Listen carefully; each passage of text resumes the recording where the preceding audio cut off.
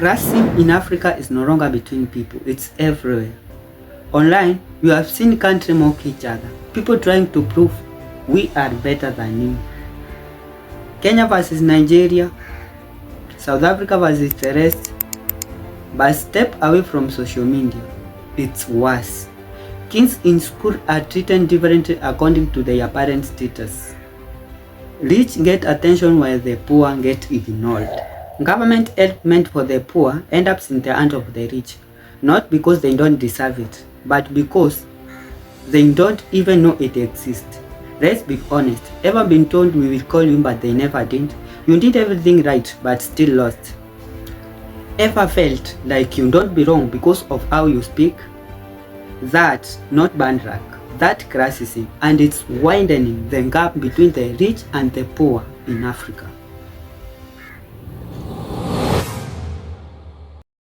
We were raised to believe something simple. Work hard and you will succeed. But what if that's not the full truth? Because in Africa, two people can work equally hard and still end up in different lives. Not because one is lazy, but because they started from different realities. One starts with exposure, confidence, and connection. The other starts with pressure, limitation, and survival. Before the race even begins, the results are already tilted. You wake up early, you prepare carefully, you spend the last money just to show up.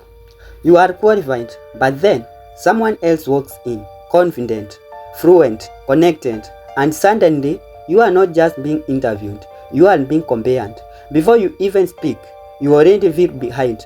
Later you hear, we will call you, but they don't.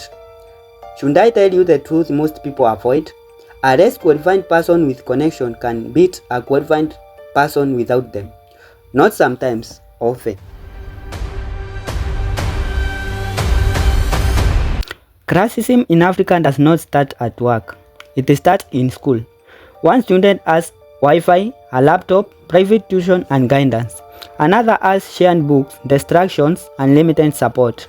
Then the results come out and we say the top student worked harder, but deep down, we know that's not the full story. They were given different tools. Education in Africa does not just teach, it is shorts, and that shorting become income later in life. This may make many uncomfortable, but this is the reality in the crowd. In many African societies, connection does not just help, it decides. Jobs goes to relatives, opportunities goes to insiders. You can have a degree, the skills, the discipline, but without connection, you are invisible. And this is the uncomfortable truth. The system is not broken, it's working as usual to keep the opportunities in the same cycle. Of late, classism has even gone further. It's no longer just personal, it's national.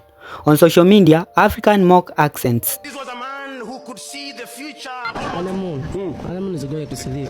Compare lifestyles, compete over who is better. But here is the irony. Most of the people arguing are not even rich. They are just defending an image. Classism has trained people to think if I can't be the top, at least I won't be the bottom. So instead of lifting each other, we compete for position in a system that was not meant for most of us to win.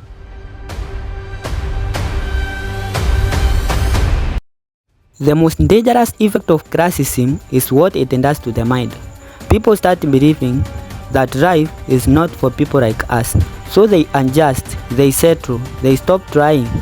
Not because they lack ability, but because they have been conditioned to stay in place. And once that happens, poverty is no longer just financial, it can become mental. Let's break this down clearly. When the best education goes to the same people, the best job goes to the same network, the best opportunities stay hidden, the world does not move. It is accurate in the same cycle.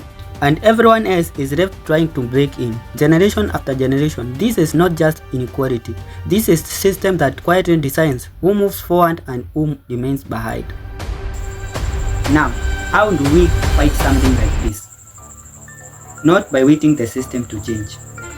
but by understanding it, because classism survives in two things: silence and ignorance. When people share information, build their skills outside traditional paths, create their own opportunities, the system starts to weaken, slowly but surely. Africa does not lack wealth, it lacks access. And until access becomes equal, poverty will keep repeating itself. Not because people are lazy, but because the system was never balanced. The system is not broken, it's working exactly as designed. So, the question is, will we keep adjusting to the system or finally start breaking it? Subscribe to Lifehacks Africa because some truths are uncomfortable, but they need to be said.